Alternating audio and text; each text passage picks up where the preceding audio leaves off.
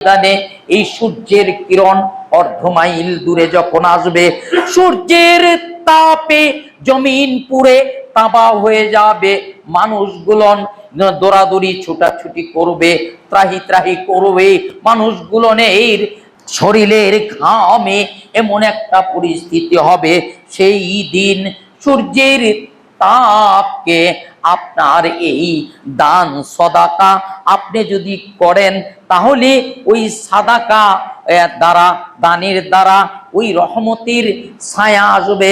আল্লাহ পাক যেই দিন 7 শ্রেণীর ব্যক্তিদেরকে রহমতের ছায়া দ্বারা সেদিন বাঁচাবে, রক্ষা পাবে, তাপ লাগবে না, সূর্যের কিরণে ওই তাপ লাগবে না।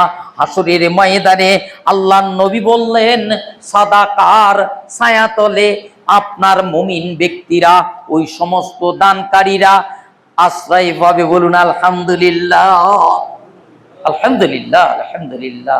তাহলে এখান থেকে বোঝা গেল দানটা একটা অত্যন্ত গুরুত্বপূর্ণ ইবাদত, ইবাদতের মধ্যে শ্রেষ্ঠ ইবাদত দান।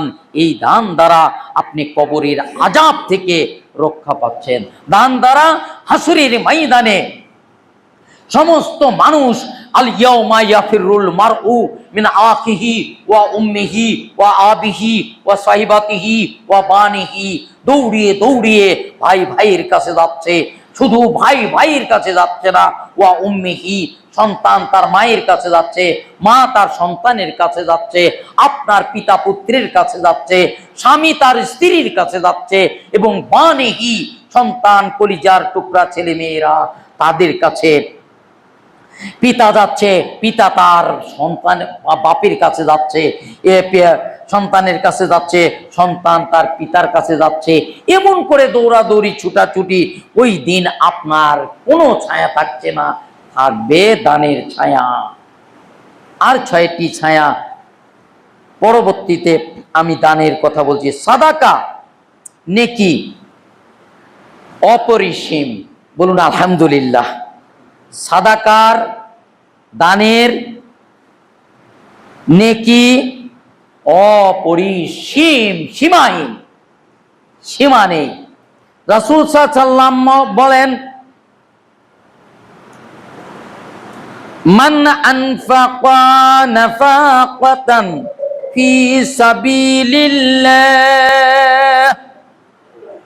কুতিবাত লাহু বিসাবঈ মিআতিন জিইফ।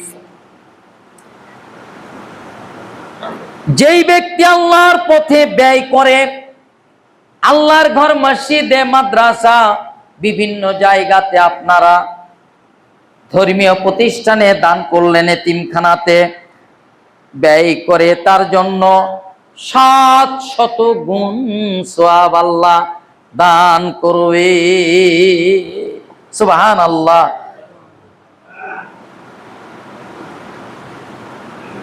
বিসাবঈ মিআতিন, 700 গুণ সওয়াব। বলুন সুবহানাল্লাহ। এই নেকি অন্য কোনো আমলে পাচ্ছেন না, যেটা দানে পাচ্ছেন। আলহামদুলিল্লাহ, আলহামদুলিল্লাহ, আলহামদুলিল্লাহ।